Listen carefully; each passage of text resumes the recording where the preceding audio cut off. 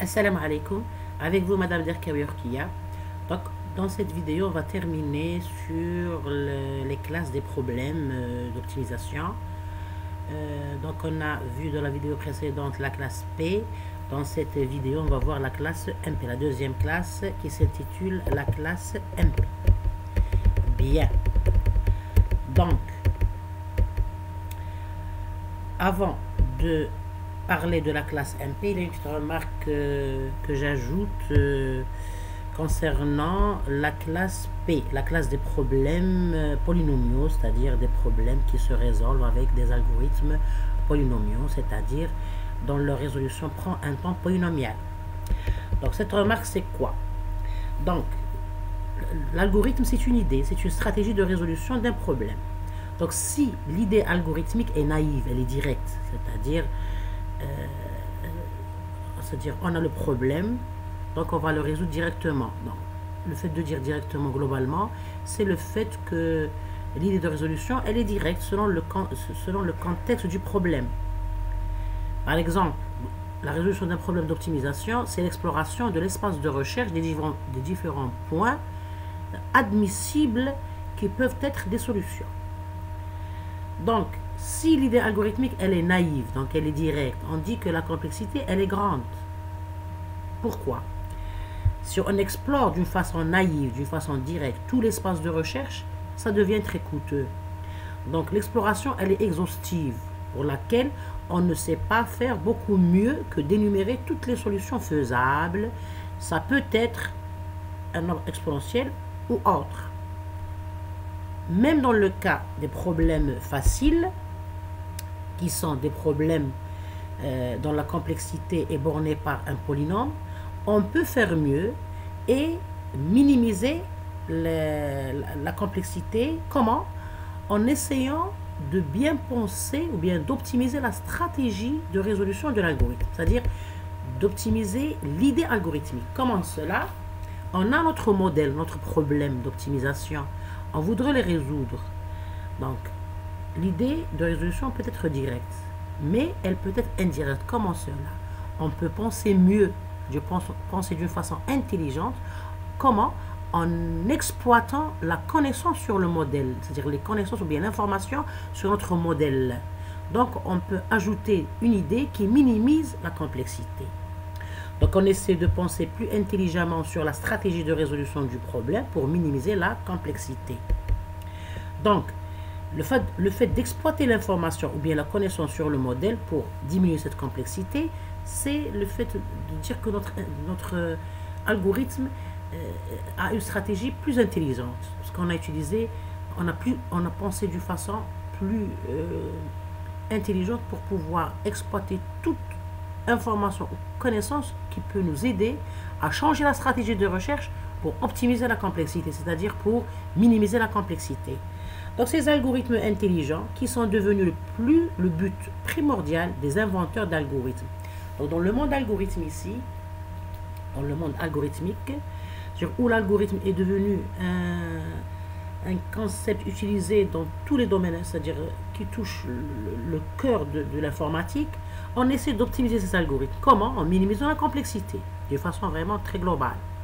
Donc, on essaie de les rendre plus intelligents, c'est-à-dire la stratégie de résolution qui est implémentée dans l'algorithme, ou bien conçue dans l'algorithme, on essaie de la rendre plus intelligente en exploitant bien sûr tout ce qui concerne notre problème. Toujours dans le but de rendre l'algorithme facile.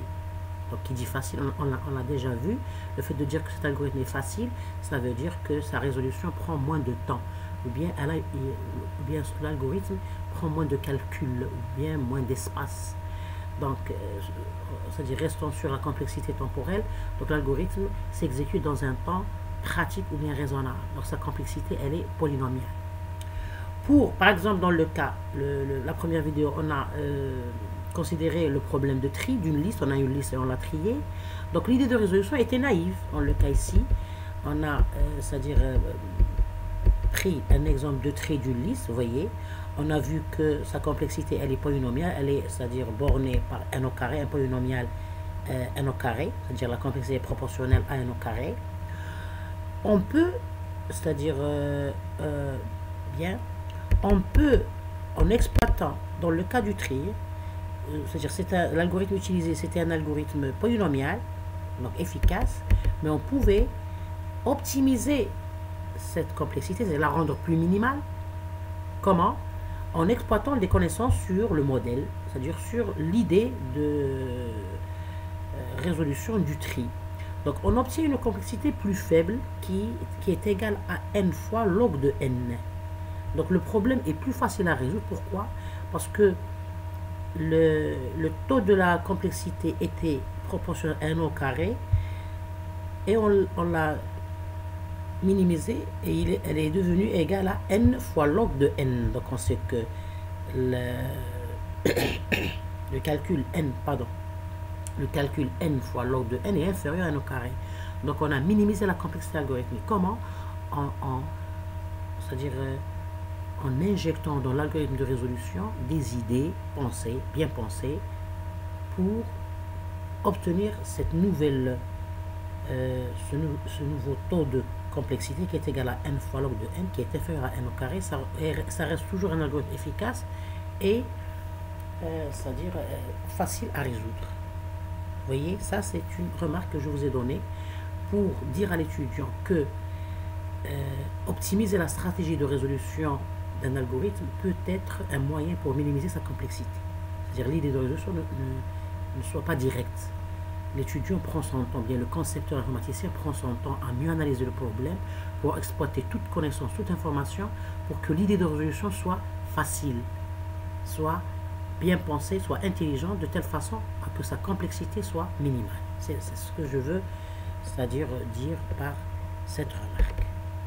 Donc globalement, la complexité des problèmes d'optimisation s'inscrit dans le domaine de l'informatique et plus précisément dans les mathématiques, c'est-à-dire dans les thématiques de la recherche opérationnelle, de l'optimisation combinatoire et de la théorie de la complexité algorithmique. Globalement, c'est-à-dire parce que le concept complexité, il est très vaste, ok?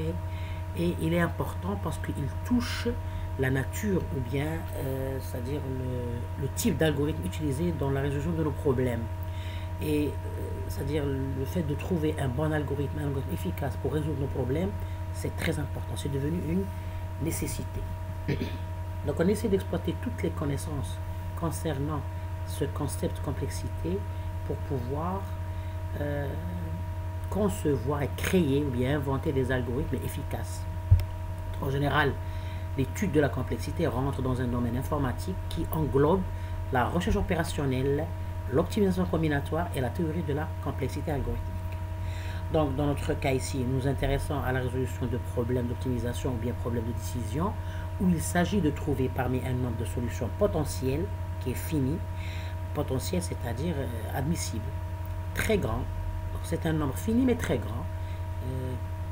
Mathématiquement, c'est l'espace de recherche du problème.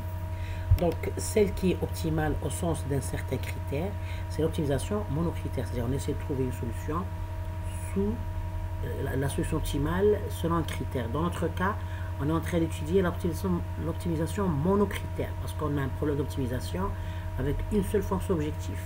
Donc, on est dans le cas de l'optimisation monocritère parce qu'en contrepartie, il y a l'optimisation multicritère qu'on va voir dans d'autres vidéos. Donc la résolution de tels problèmes est capitale car ils apparaissent très souvent dans des problématiques industrielles diverses comme la logistique, la planification, l'optimisation du revenu, l'ordonnancement de tâches, ainsi de suite. Donc ce paragraphe nous rappelle l'importance de l'étude de la complexité pour résoudre un problème d'optimisation et ce problème d'optimisation qui est un modèle qui peut modéliser beaucoup de problèmes réels dans notre vie quotidienne comme la logistique, la planification, l'optimisation du revenu, ainsi de suite. C'est des problèmes du terrain de travail dans les industries, l'administration et autres. Donc ça, c'est un tableau récapitulatif de quelques classes de complexité qui est bien sûr une fonction arrondie qu'on nomme ρ. Donc vous voyez qu'on a ρ de 1, le type de complexité est constante. Rho de log de n c'est logarithmique, rho de n c'est linéaire, rho de n fois log de n c'est quasi linéaire, Rho de n au carré, c'est quadratique. Rho de n 3, c'est cubique. Rho de 2n, c'est exponentiel. Rho de n factoriel, c'est factoriel. C'est-à-dire ça, c'est la complexité, elle est proportionnelle à 2n. Ici, elle est proportionnelle à n 3. Donc ça, c'est pour vous, c'est-à-dire ce tableau, pour vous dire pourquoi je me suis ici arrêté sur le point d'essayer de trouver une complexité plus minimale. Donc, dans le cas des algorithmes de tri, on a trouvé un polynôme, c'est-à-dire la complexité polynomiale était arrondie à un polynôme. On pouvait faire mieux, elle est arrondie à un logarithme, n fois log de n. Et c'est toujours linéaire. Donc, vous voyez ici que, par exemple, à partir de ce type, c'est-à-dire à partir de rho 1, 3, rho 1, 2 jusqu'à rho 1, c'est-à-dire ces complexités sont des complexités polynomiales, c'est-à-dire faciles. Ok, c'est facile. Les algorithmes qui ont comme complexité, lorsqu'on calcule la complexité, elle est égale à ces types de fonctions. Donc, elle est proportionnelle à ces types de fonctions. Donc, c'est des algorithmes efficaces ou bien faciles à résoudre. Si on va parler de la complexité exponentielle ou bien factorielle, donc c'est des problèmes difficiles à résoudre. Et c'est ce qui va nous, c'est-à-dire envoyer à l'étude de la au deuxième type de classe, qui est la classe MP. Donc jusqu'à présent, on a vu la classe P, des problèmes faciles à résoudre. On va voir maintenant la classe MP. Donc, puisque le nombre de solutions d'une instance d'un problème d'optimisation est infini, la puissance des ordinateurs permet de résoudre le problème efficacement. Cette idée se heurte cependant à l'application pratique, puisque le temps de calcul requis pour cet examen exhaustif est généralement extrêmement lent. Se pose alors la question de trouver des méthodes ou bien des algorithmes de résolution efficaces en termes de temps de calcul. Il est communément reconnu que le temps d'exécution d'un algorithme est raisonnable lorsqu'il est borné par une fonction polynomiale de la taille de l'instance du problème à traiter. Vous voyez? Donc, puisqu'on a vu que la notion de complexité revient à explorer l'espace de recherche du problème, et si l'idée elle est naïve, ça peut être c'est-à-dire si la recherche elle est exhaustive, ça peut être très lent. Donc on essaie de trouver des algorithmes plus efficaces. Il existe des algorithmes efficaces dont la complexité est polynomiale, mais malheureusement, il est fortement conjecturé que pour un grand nombre de problèmes classiques, de tels algorithmes n'existent pas.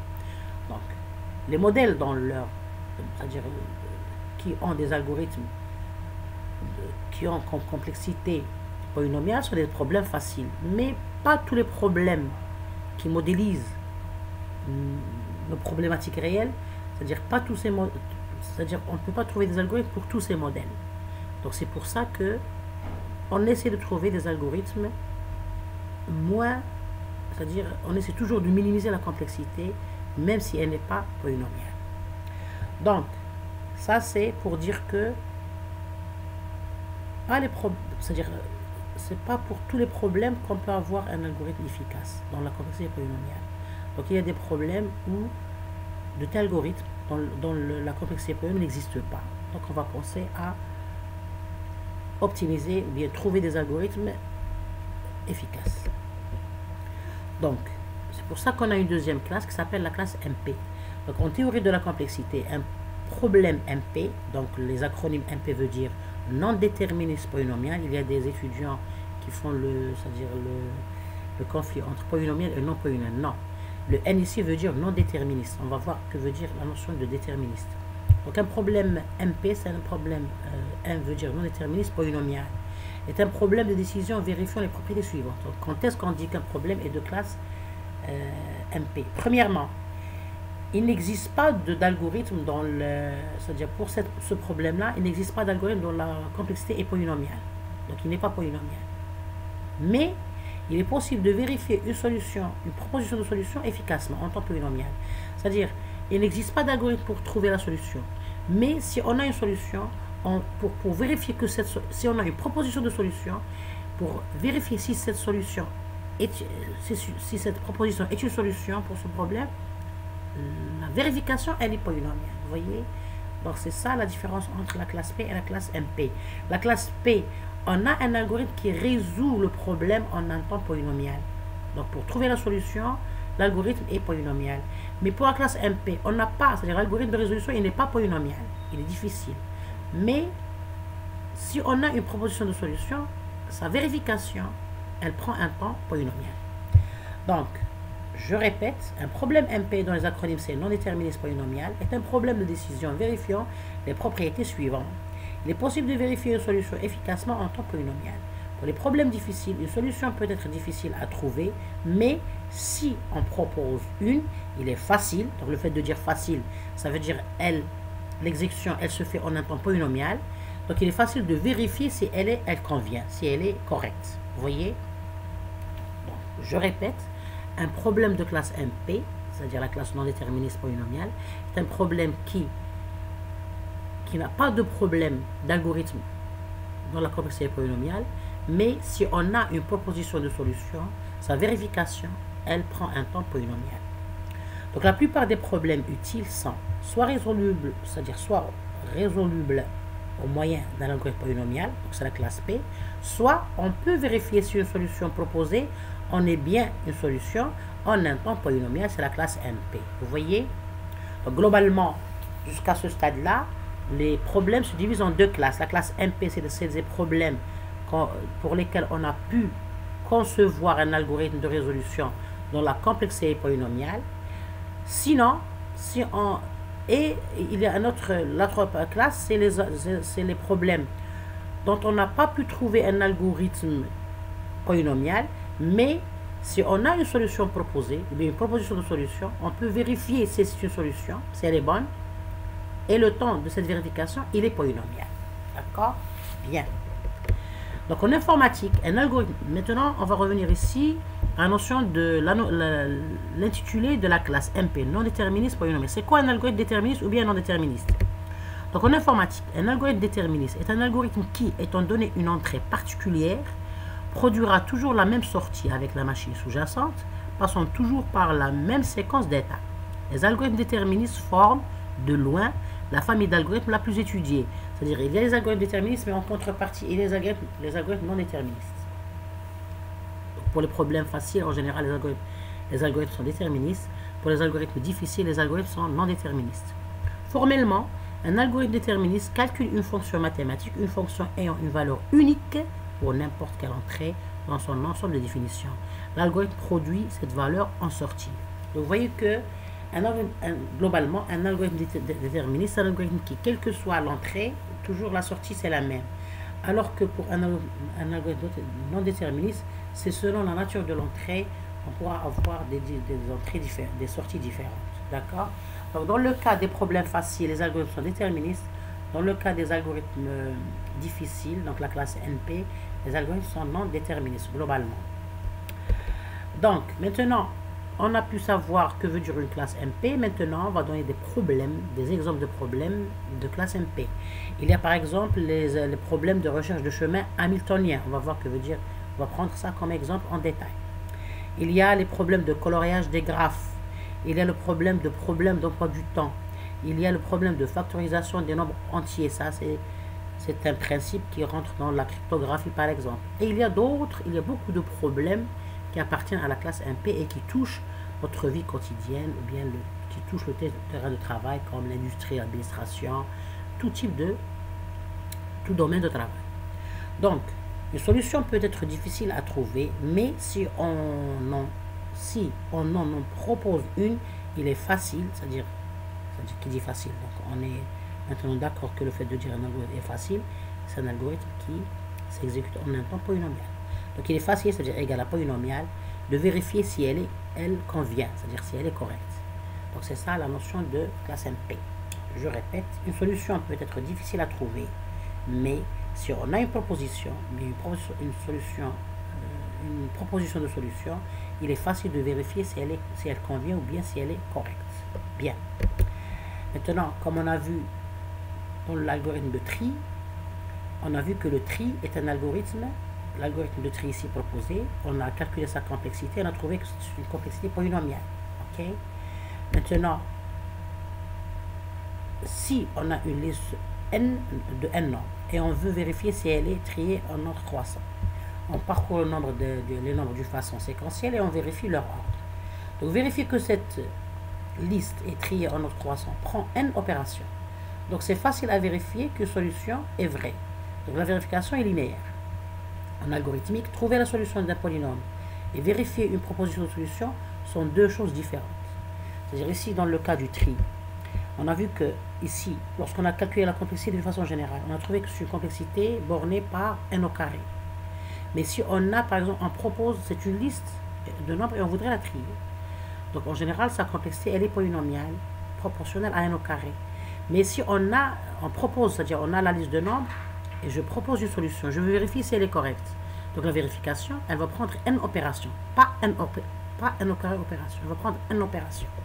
Donc cela veut dire que trouver la solution d'un problème et vérifier une proposition de solution sont deux choses différentes. C'est-à-dire, pour trouver la solution du problème, c'est que l'algorithme, la stratégie algorithmique, elle prend une complexité polynomiale. Mais vérifier une solution, une proposition de solution, on a la solution et on voudrait vérifier si elle est correcte ou non. Donc la complexité elle est différente, comme dans l'exemple du tri. Pour trouver la solution, la complexité elle est polynomiale bornée par n au carré. Et pour vérifier une proposition de solution, la complexité est linéaire proportionnelle à n. Donc elle est plus faible. Donc par exemple, pour l'algorithme de tri, la recherche d'une solution est de complexité quadratique proportionnelle à n au carré. Alors que, donc on dit quadratique, c'est polynomial. Alors que vérifier une solution est de complexité linéaire proportionnelle à n. Donc la complexité de la vérification, elle est moins faible que celle de la résolution. Donc la classe MP se compose des problèmes qui sont vérifiables en temps polynomial. Donc la classe MP, c'est des problèmes dont la vérification est polynomiale, mais la résolution, elle n'est pas polynomiale. Cela signifie que si l'on nous donne d'une façon ou d'une autre une solution certifiée, nous pouvons vérifier que cette solution est correcte en un temps qui est polynomial par rapport à la taille de l'entrée. Par exemple, le problème du circuit hamiltonien. On a dit que c'est un problème MP qui appartient à la classe MP. Donc, on va donner l'énoncé du problème ou bien la description du problème pour savoir il s'agit de quoi. Et on va voir comment ce problème est un problème MP. Donc en mathématiques, dans le cas de la théorie des graphes, un chemin hamiltonien d'un graphe orienté ou non orienté est un chemin qui passe par tous les sommets une fois et une seule fois. Un cycle hamiltonien est un chemin hamiltonien qui est un cycle. Un graphe hamiltonien est un graphe qui possède un cycle hamiltonien. Donc, globalement, on a un graphe et on a des sommets. Le cycle hamiltonien, c'est le fait de trouver un chemin qui parcourt tous les sommets du graphe une et une seule fois et revient au sommet de départ. Les circuits hamiltoniens liés au problème dit problème. Donc, le circuit hamiltonien, il rentre dans la définition du problème académique qui est très reconnu et très utilisé, très pratique. C'est très utilisé dans la théorie et dans la pratique. C'est un problème de recherche qui s'appelle le problème du voyageur de commerce. Dans les abréviations, c'est PVC. Ou bien en anglais, Traveling Salesman Problem, TSP. Donc la définition du TSP, elle revient à la recherche d'un cycle hamiltonien. Donc le TSP, dans lequel on doit visiter un ensemble de villes, représentées par les sommets du graphe, en passant une et une seule fois par chaque ville, de sorte à construire une tournée partant d'une ville de départ et revenant à cette ville. Vous voyez que la définition du problème de voyage de commerce, PVC ou bien TSP, revient à trouver un cycle hamiltonien. Donc, comment on va formuler ce problème? Soit le problème du circuit hamiltonien suivant, donc on va le formaliser. Bien sûr, c'est un modèle formel, un modèle mathématique. Donc on a un graphe G qui est formé de deux paramètres, l'ensemble bien de deux ensembles, l'ensemble, bien c'est un couple de deux ensembles, l'ensemble S qui est l'ensemble des sommets, l'ensemble A qui est l'ensemble des arcs, c'est-à-dire qui lie les sommets. Donc une solution certifiée serait une suite de sommets V1, V2, V3 jusqu'à Vs de S, c'est-à-dire S qui est le cardinal de l'ensemble S sommet. Donc ici, nota, cette notation-là, 2 barres avec S, c'est le cardinal ou bien le nombre de sommets du graphe G. Ça nous donne le nombre de sommets. Donc algébriquement, ça se note avec 2 barres et à l'intérieur, on a l'ensemble, l'intitulé de l'ensemble. Donc le fait que C'est quoi un cycle hamiltonien? Une solution de ce problème, si on a un graphe G avec S et A, donc c'est une suite de V1, V2 sommets, d'accord, qui appartiennent à A bien sûr, et qui sont en nombre de S, c'est-à-dire le cardinal des sommets du graphe. Donc on a cette solution, on voudrait vérifier si elle appartient, si c'est une solution, c'est-à-dire correcte. Parce que trouver cette solution, c'est un problème difficile. Donc il est facile de vérifier en temps polynomial que VI plus 1 appartient à A, pour I allant de 1, 2, 3 jusqu'à S-1, et que VS-V1 appartient à A aussi. Comme quoi ce sont des sommets qui appartiennent, bien c'est des arcs formés des deux sommets qui appartiennent à l'ensemble A, qui est l'ensemble des arcs du graphe. Donc, le problème du circuit hamiltonien est un problème difficile, mais pour vérifier une solution, c'est un problème facile. C'est-à-dire, on peut vérifier la solution en un temps polynomial. On va prendre un autre exemple très important et très utilisé dans la pratique, qui est le problème du sac à dos. Donc, le problème de sac à dos est un problème très important en pratique et en théorie. Comment ça? En pratique, car il modélise différents problèmes réels. Donc, le problème de sac à dos, il peut modéliser des problèmes réels dans l'industrie, l'administration, la médecine, tous les domaines. Et aussi, c'est un modèle très utilisé en théorie, car c'est le sujet de la recherche, c'est un sujet très étudié dans la recherche scientifique jusqu'à présent. Donc c'est un modèle qui est, le modèle sac à dos, c'est un modèle qui est très utilisé dans les études de recherche pour trouver des algorithmes efficaces. Donc c'est quoi ce problème? On va le décrire, la description du problème. Étant donné plusieurs objets possédant chacun un poids et une valeur, étant donné un poids maximum pour le sac, ou bien une capacité maximale pour le sac, quel objet faut-il mettre dans le sac de manière à maximiser la valeur totale sans dépasser le poids maximal autorisé par le sac? Ça, c'est l'énoncé du problème. Bien. Donc, c'est sûr que le modèle sac à dos, c'est un modèle formel. Donc, on va voir comment on va formuler ce problème mathématiquement. Donc, c'est une illustration graphique pour mieux comprendre l'idée du problème, qui est très facile. Donc, on a ici plusieurs objets, vous voyez. On a le sac à dos ici, dont la capacité ne dépasse pas 15 kg. Donc, on doit prendre au maximum 15 kg. On a des objets qu'on veut porter dans ce sac. Et chaque objet, vous voyez qu'il a un poids, par exemple ici en vert, il a 12 kg de poids et il a 54 de valeur. En dinars ou bien en dollars. Donc ça, c'est les objets là. Donc on va optimiser la valeur. On voudrait prendre des objets qui ont plus de valeur.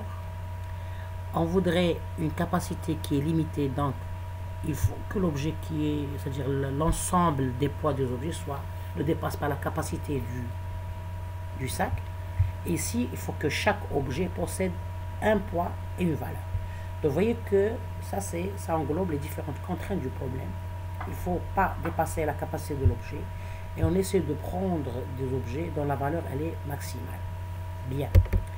Donc, globalement, lorsqu'on a un problème, pour pouvoir modéliser ce problème ou bien le formaliser pour avoir le modèle mathématique, il faut passer premièrement par l'étape d'analyse et puis la modélisation.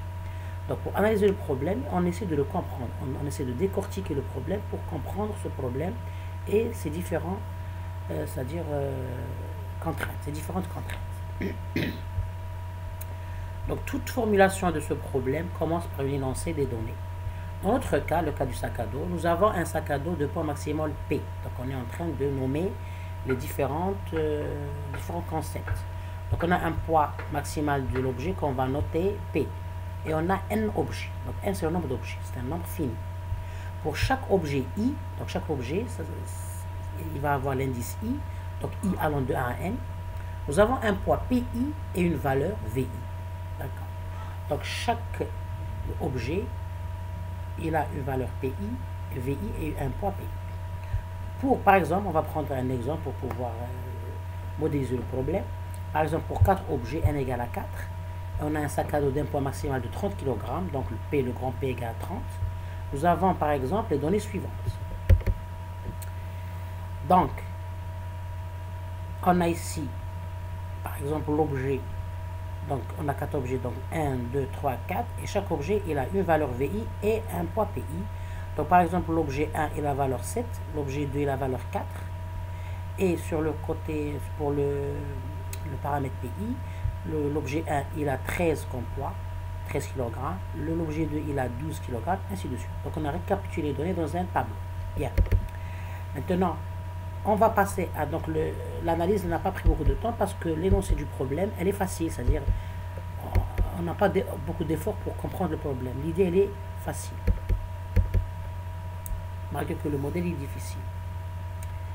Donc, maintenant, on va passer à la modélisation. Pour pouvoir modéliser notre problème, donc c'est un problème mathématique, c'est un problème d'optimisation. Donc, pour pouvoir ressortir le modèle, c'est sûr qu'on doit savoir quels sont les concepts d'un problème d'optimisation. Donc, on l'a vu déjà dans le cours passé. Les modèles d'un problème d'optimisation, bien les concepts d'un problème d'optimisation sont les variables de décision, les inconnus, les contraintes et la fonction objectif. Et bien sûr, le domaine des variables. Donc, maintenant, on doit ressortir les variables. Donc, ça, c'est selon c'est-à-dire l'idéologie de chaque étudiant, bien de chaque informaticien. Parce que cela veut dire que le modèle, il n'est pas unique. On peut toujours avoir beaucoup de modules, on peut avoir beaucoup de modèles pour le même problème. C'est selon le choix des concepts. Donc, le premier concept, c'est les variables. Donc, ce choix, il est très important. Parce que selon le choix de la variable et sa sémantique, on peut ressortir les contraintes et les domaines des variables et même la fonction objectif. Donc, premièrement, les variables. Donc, une fois qu'on a analysé le problème, il nous faut définir les variables qui représentent en quelque sorte les actions ou les décisions qui amèneront à trouver une solution. On définit la variable xi associée à un objet i de la façon suivante. Xi égale à 1 si l'objet i est mis dans le sac et xi égale à 0 si l'objet i n'est pas mis dans le sac. Vous voyez ici, le choix ici, dans mon cas, je répète toujours que le modèle n'est pas unique. On peut toujours proposer une autre sémantique de la variable. Dans notre cas, la variable choisie, considérée, est une variable binaire. Elle prend deux variables. Elle prend deux valeurs, la valeur 0 ou bien la valeur 1. Donc, xi, c'est une variable qui est associée à l'objet i. Donc, si la variable xi, elle prend la valeur 1, ça veut dire que l'objet est mis dans le sac. Si elle prend la valeur 0, ça veut dire que l'objet n'est pas pris dans le sac. Donc, notre variable ici, c'est une variable binaire parce qu'elle prend deux variables, 0 et 1. Ok, true ou false. On peut même dire, elle peut avoir la nature booléenne si on va écrire les contraintes de façon booléenne. Mais dans notre cas, elle est binaire parce qu'elle prend deux valeurs entières, 0 et 1. Très bien. Donc, une fois qu'on a décidé pour la variable, donc automatiquement, on va ressortir les contraintes associées à la variable. Donc, les contraintes, c'est quoi? Ce sont les relations entre les variables. Bien sûr, selon le problème, selon la présentation du problème. Dans notre cas, quelle est la relation entre les objets? C'est le fait qu'on va le prendre ou non. Mais on ne doit pas dépasser la capacité totale du projet, du sac. Donc, le deuxième concept du modèle, c'est les contraintes. Donc, puisqu'il faut définir les contraintes du problème, ici, il n'y en a qu'une seule contrainte. Dans notre cas, le problème, il est facile. Sa présentation, elle est facile. On a pu ressortir une seule contrainte, qui est, il faut que la somme des poids de tous les objets dans le sac doit être inférieure ou égale au poids maximal du sac à dos, ou bien à la capacité maximale du sac à dos. Donc, cela s'écrit avec une somme. La somme, c'est quoi? X1 fois P1 plus X2 fois P2 plus x3 fois p3 plus x4 fois p4 doit être inférieur ou égal à p, dans le cas où n égale à 4. Donc globalement, si on a n objets, et pas 4 objets, on va généraliser. Donc la contrainte s'écrit sous la forme de somme de i allant de 1 à n, xi fois pi, qui doit être inférieur ou égal à p. Vous voyez, pour un objet, ça c'est la formulation mathématique de la contrainte d'une façon générale. Bien. Donc on voit que c'est linéaire, les contraintes sont linéaires, c'est déjà un acquis. Troisième concept du modèle, c'est la fonction objectif. Donc enfin, il faut exprimer la fonction objectif qui se traduit par la maximisation de la valeur totale des objets dans le sac. Donc vous voyez que parmi les conditions du problème sac à dos, il faut que on voudrait prendre des objets qui ne dépassent pas le poids du sac à dos, mais en même temps des objets de valeur. Donc on a un objectif de maximiser la valeur des objets. Donc si on a un objet, ça s'écrit max de somme de i égale à 1 jusqu'à n xi vi. D'accord, ça c'est le modèle. Donc globalement, on va écrire de façon algébrique notre problème d'optimisation avec ces trois concepts. Donc le modèle mathématique ou bien formel du problème de sac à dos est le suivant. Donc on a ici la fonction objectif qui se présente sous forme de maximisation de la somme du i allant à n x i v i. Et on a sous les contraintes, subjecte tout, la somme de i égale à 1 jusqu'à n x i p i qui doit être inférieur égal à p, qui est le poids général le poids maximal du sac à dos. Bien sûr, les domaines des variables, x il doit appartenir à 0, 1, donc c'est une variable binaire qui prend les valeurs de 0 à 1. Bien sûr, i, le compteur i allant de 1 à n. Et bien sûr, les ici sont des entiers, donc ils appartiennent à n, et c'est discret. Donc cela pour déduire, parce que à partir des concepts du problème d'optimisation, on peut déduire sa nature. Donc puisque les variables x sont des entiers, et c'est des variables qui prennent des valeurs finies, dans un domaine fini, alors on dit que ce problème d'optimisation est un problème d'optimisation combinatoire, puisque les variables sont discrètes, c'est un problème variable, c'est un problème d'optimisation combinatoire. Et puisqu'on peut avoir un problème d'optimisation continue, ici c'est un problème discret, dont les variables sont entières et finies, donc on dit que c'est un problème d'optimisation combinatoire. Puisque la fonction objectif et les contraintes sont linéaires, donc c'est un problème linéaire en nombre entier. Ici, puisqu'on a la notion de linéarité, la fonction objectif elle est linéaire et les contraintes sont linéaires, donc le problème est linéaire. Et puisque ces valeurs, les valeurs des variables sont entières, donc on dit que c'est un problème linéaire en nombre entier. On sait que les problèmes linéaires en nombre entier sont des problèmes difficiles qui appartiennent à la classe MP. Bien. Une fois qu'on a parlé, donc on a analysé, on a modélisé, on a notre modèle ici. Donc on voudrait savoir comment on résout ce problème pour pouvoir dire s'il est difficile ou non. Donc pour sa résolution, le problème de sac à dos c'est un problème difficile, il appartient à la classe MP. Donc il existe deux grandes catégories de méthodes de résolution des problèmes d'optimisation combinatoire en général. On a les méthodes exactes qui donnent la solution optimale de façon exacte et on a les méthodes approchées. Donc les méthodes exactes permettent d'obtenir la solution optimale à chaque fois, mais c'est-à-dire la convergence vers la solution optimale, elle est garantie, mais le temps de calcul peut être très lent si le problème est compliqué à résoudre, bien difficile à résoudre. Donc les méthodes approchées, encore appelées heuristiques ou bien méta-heuristiques, permettent d'obtenir rapidement une solution approchée, donc pas nécessairement optimale. Donc vous voyez que pour la résolution, les problèmes difficiles sont des problèmes de complexité non polynomiale. Ok? Donc qui dit non polynomiale, par exemple exponentielle, parce qu'il n'y a pas que l'exponentielle, on a d'autres types de fonctions qui bornent la complexité d'un problème difficile. Dans le cas des problèmes MP, la complexité elle est non polynomiale. Par exemple, exponentielle. Donc pour la résolution, les méthodes exactes, il existe des méthodes exactes, mais qui sont très coûteuses sur le plan temps. Donc la complexité elle est très élevée. Donc on a pensé à des algorithmes, à des méthodes approchées pour minimiser la complexité. Mais ça reste des problèmes difficiles. Donc le problème du sac à dos est un problème qui appartient à la classe MP. Maintenant, dans le cas du sac à dos, maintenant pour la résolution du cas, maintenant on va voir, donc ça c'est l'idée de résolution d'une façon globale. Donc dans le cas du sac à dos, on va dire pourquoi il est MP, il appartient à la classe MP. Donc pour un algorithme naïf, c'est-à-dire un algorithme on dit naïf ou bien un algorithme bourrin, si la résolution de cet algorithme elle est directe, vous voyez que l'idée du problème elle est facile. On a un sac à dos, on a des objets, on essaie de placer les objets dans le sac de telle façon à ne pas dépasser sa capacité et de maximiser la valeur. Donc si on va écrire un algorithme avec une idée directe, une idée naïve, pour résoudre le problème du sac à dos, on essaie toutes les solutions, toutes les combinaisons possibles, jusqu'à avoir une ou plusieurs solutions qui rentrent dans le sac à dos et en même temps qui maximisent leur valeur totale. Donc cela veut dire qu'il vérifie les contraintes ou bien satisfait les contraintes du problème et maximise la fonction objective. Le fait de dire que on essaie de placer des objets dans le sac à dos sans dépasser sa capacité et maximiser sa valeur, ça revient à dire d'une façon plus formelle, satisfaire les contraintes et maximiser la fonction objective. Bien.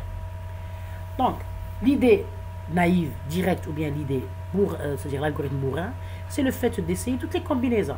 C'est-à-dire placer le premier objet, le deuxième et voir est-ce que si on va additionner leur poids, ils ne dépassent pas le poids et s'ils maximisent la fonction objective. Donc par exemple, si on a un objet, et pour chaque objet, on peut avoir deux valeurs. L'objet, il peut être, c'est-à-dire l'objet xi, il peut avoir ou bien 0, il peut être pris ou non pris. Donc chaque objet, il peut avoir deux valeurs, 0 ou 1. C'est-à-dire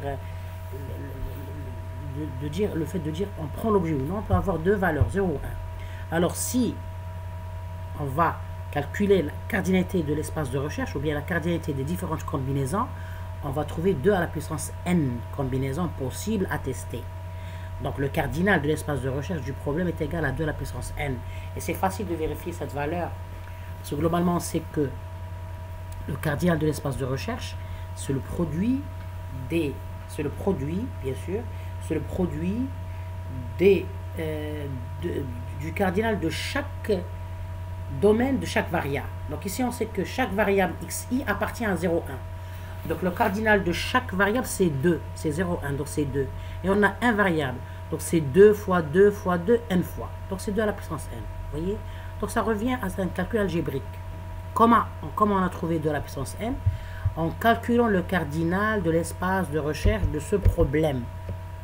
Et le cardinal de recherche de ce problème est égal au produit du cardinal de l'ensemble du domaine de chaque variable. Donc ici, x1 appartient à 0,1, x2 appartient à 0,1, jusqu'à xn appartient à 0,1. Le nombre de combinaisons, bien l'espace de recherche, c'est quoi? C'est le cardinal de chaque variable fois, c'est le produit du cardinal de chaque variable. Donc c'est le cardinal ici de la variable x1, c'est 2, donc c'est 2 fois le cardinal de la deuxième variable x2, c'est 2, c'est fois 2. Donc 2 fois 2, n fois, selon le nombre de variables. Donc c'est 2 à la puissance n. Ok. Et il faut voir c'est-à-dire toutes ces notions, c'est dans la vidéo sur l'introduction à l'optimisation. Je vous ai donné comment calculer le cardinal de l'espace de recherche d'un problème d'optimisation. Donc c'est pour ça qu'on a trouvé 2 combinaisons. Donc d'une façon naïve, l'algorithme, il doit essayer toutes ces combinaisons, 2 à la puissance 1 combinaisons pour trouver la solution optimale. Mais pratiquement, ça c'est l'idée globale, elle est convergente, c'est une idée correcte. Mais elle est très coûteuse, parce que si on voudrait essayer toutes ces combinaisons, on va prendre beaucoup de temps. Comment? Donc trouver la solution du problème de sac à dos et de complexité exponentielle de la puissance n. Pourquoi? Ici c'est un tableau récapitulatif pour voir que c'est très coûteux. Malgré que l'idée de l'algorithme elle est correcte et elle converge vers une solution optimale, mais elle prend beaucoup de temps. Et notre souci comme informaticien développeur, c'est d'utiliser et de trouver des algorithmes dont la complexité elle est minimale. C'est-à-dire, si on va implémenter cet algorithme, le programme s'exécute dans un temps pratique et raisonnable. Et c'est relatif. Que veut dire un programme pratique et raisonnable? Il nous donne la solution dans un temps pratique, dans le réel. Donc, vous voyez ici, par exemple, si on a 10 objets, pour le problème de sac à dos, si on a 10 objets, puisque le nombre de combinaisons, c'est 2 à la puissance n. Donc, si on a 10 objets, n égale à 10, donc le nombre d'opérations, c'est-à-dire en cas où l'algorithme, c'est le fait de tester toutes les combinaisons, donc on a 1024 opérations. Si on a 50 objets, 50 à la puissance, c'est-à-dire 2 à la puissance 50, vous voyez le nombre? C'est des milliards. Si on a 100 objets, c'est des milliards de milliards. Donc vous voyez que c'est très grand et très vaste. Donc dans la pratique, un ordinateur ne peut pas nous donner une solution. Donc vous voyez que si n augmente, la complexité augmente. Donc le nombre d'opérations nécessaires à la résolution du compte de calcul augmente. Donc la complexité est 2 à la puissance n. Elle est exponentielle, puisqu'elle a la forme d'un exponentiel. Donc elle est exponentielle, donc le problème du sac à dos est difficile à résoudre. C'est un problème qui appartient à la classe MP. Parce qu'on ne peut pas trouver un algorithme qui résout le problème en un temps polynomial. Le temps ici, c'est-à-dire le nombre d'opérations, il n'est pas polynomial. Vous voyez ici, j'ai pris l'illustration d'un exponentiel. Vous voyez que lorsque les solutions, les xi, sont minimum, c'est-à-dire si n est minimal, la complexité elle est minimale, parce que la complexité elle appartient à l'exponentielle. Mais vous voyez que si le nombre de données, le n, augmente, la complexité augmente. Donc c'est exponentiel.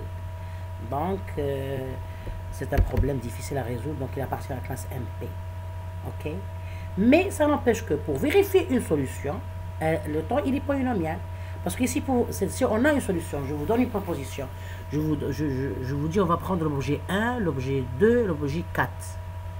Pour vérifier cette solution, le temps, il est polynomial, parce qu'il suffit d'additionner les différents poids, donc c'est n opérations, et on va additionner les différentes valeurs, donc c'est n opérations, donc c'est linéaire, donc c'est polynomial. Vous voyez que pour trouver une solution, c'est exponentiel. Pour vérifier une solution, c'est polynomial. C'est pour ça qu'on dit que le problème de sac à dos, c'est un problème qui appartient à la classe MP. Vous voyez comment on a vérifié que le problème de sac à dos, c'est un problème difficile qui appartient à la classe MP. Ok. Donc, trouver la solution du problème de sac à dos est de complexité exponentielle de la puissance n. Vérifier une proposition de solution, qui est un point admissible, bien sûr. Toute proposition de solution, elle doit appartenir à l'ensemble de l'espace de recherche. Donc, on dit que c'est un point admissible de façon géométrique. Donc, trouver la solution du problème, il a une complexité exponentielle. Vérifier une proposition de solution est facile.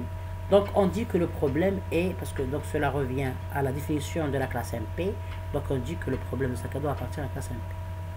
Donc, pour tester la proposition du solution du problème de sac à dos, on additionne les poids des objets sélectionnés pour vérifier qu'on est au-dessous de la capacité du sac à dos, donc n opérations, et on additionne les valeurs de chaque objet pour vérifier qu'il maximise la valeur totale, donc on a n opérations. Donc, vous voyez que la vérification, elle est polynomiale, elle est linéaire, et la résolution, elle est exponentielle, donc c'est un problème MP qui appartient à la classe MP. Maintenant, pour trouver une proposition de solution du problème de sac à dos, la complexité est exponentielle, alors que pour vérifier une proposition de solution, la complexité est linéaire. Donc, le problème est difficile. Le problème du sac à dos, il appartient à la classe MP. Maintenant, ça c'est une petite remarque qui concerne ici. Je vous ai dit ici le concept de résolution du problème. Vous voyez ici, lorsque j'ai dit que pour résoudre ce problème, dans le but d'avoir une ou plusieurs solutions. C'est pour expliciter cette phrase. En général, l'algorithme qui va par la suite devenir un programme, donc un logiciel, ça s'appelle un solver.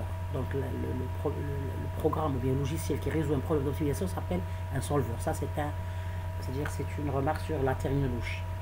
Donc on dit que c'est un solver parce qu'elle résout un problème d'optimisation, bien en anglais solver. Ok. Donc en général, ce logiciel, on sait que tout logiciel, il a des entrées qui va les gérer pour avoir des sorties. Donc le solver, comme entrée, c'est sûr qu'il a un problème d'optimisation.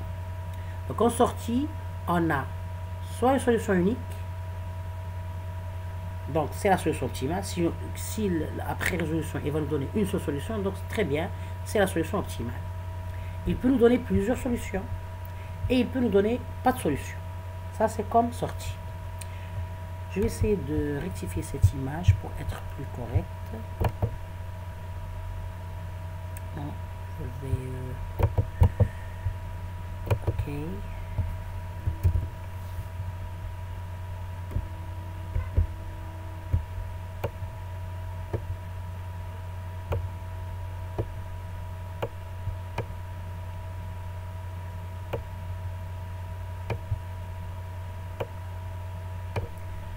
Donc ici en général, on a un PO,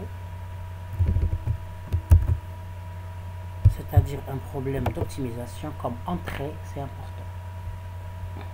Je voudrais rendre l'image plus éclaircie. Ok. Donc,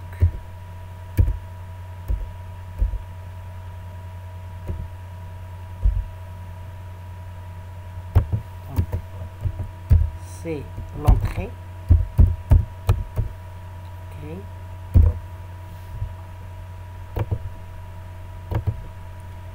Donc, comme entrée, on a un problème d'optimisation. Ok. Comme sortie, ça c'est la sortie normalement. Donc, on a plusieurs sorties.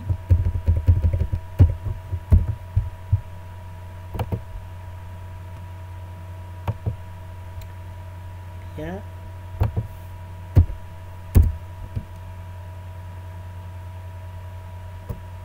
Ça, c'est différentes sorties. Donc en général, un solver, c'est-à-dire un logiciel qui résout un problème d'optimisation. Comme entrée, on a un problème d'optimisation avec ses concepts, c'est-à-dire les variables, leur domaine de définition et les contraintes.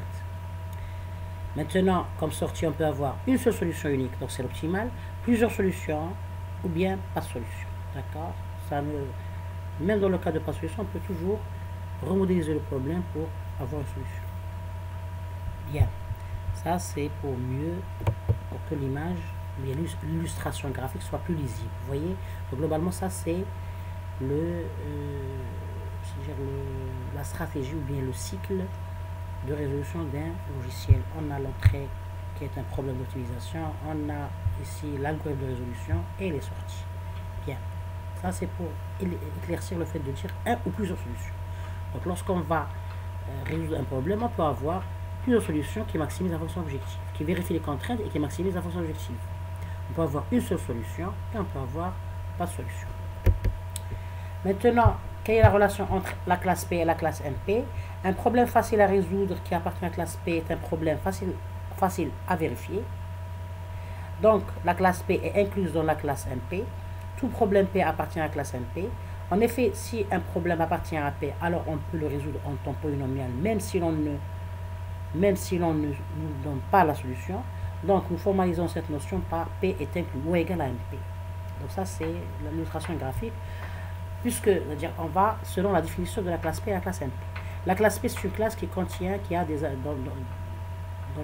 les problèmes qui ont des algorithmes efficaces pour la résolution. Donc c'est sûr, si on a un problème facile à résoudre et facile à vérifier, donc puisqu'il est facile à résoudre, il est facile à vérifier, donc avec cette deuxième notion, le fait qu'il est facile à vérifier, donc il appartient à la classe MP. Donc l'ensemble sur la classe P, elle est inclue dans la classe MP. Parce que la classe MP, ce sont des algorithmes, des problèmes dans les algorithmes. C'est-à-dire, si on a une proposition de solution, elle est facile à vérifier. Donc, bien, mais elle est difficile. Pour trouver une solution, c'est difficile. Vous voyez? Donc, tout problème qui est facile à résoudre et facile à vérifier, c'est la classe P. Le reste, c'est la classe MP. Donc ça, c'est la première formulation, c'est que la classe P est incluse dans la classe MP. Maintenant, il y a une question qui est primordiale et qui est étudiée, ou bien on essaie de trouver une réponse jusqu'à présent. La question est la suivante. Donc la question qui reste ouverte et qui est le souci de tout chercheur est de savoir si P, la classe P, est oui ou non un sous-ensemble propre de la classe MP. Je la formule par cette illustration. Est-ce que P, la classe P, est différente de la classe MP ou bien est-ce que la classe P est égale à la classe MP? Vous voyez? Donc, c'est cette illustration qui illustre la question. On est sûr que la classe P est inclue dans MP parce que tout problème facile est vérifié problème facile à résoudre, il est facile à vérifier, donc automatiquement, il appartient à la classe MP. Mais est-ce que P est égal à MP? Ok, donc c'est une question à laquelle on va essayer de répondre ou bien on va essayer de l'éclaircir au fur et à mesure avec l'avancement des cours. Donc la prochaine vidéo, on va parler de deux classes qui restent, la classe MP des problèmes MP complets et la classe des problèmes MP difficiles. Ok, bien en anglais MP hard. Ça, c'est quelques références bibliographiques que j'ai utilisées pour préparer cette vidéo. Donc j'espère que l'explication a été claire. Si jamais vous avez des questions, bien des éclaircissements, n'hésitez pas à écrire des commentaires, vos questions dans les commentaires et je vais vous répondre. Donc, merci pour votre suivi et à la prochaine vidéo. Merci.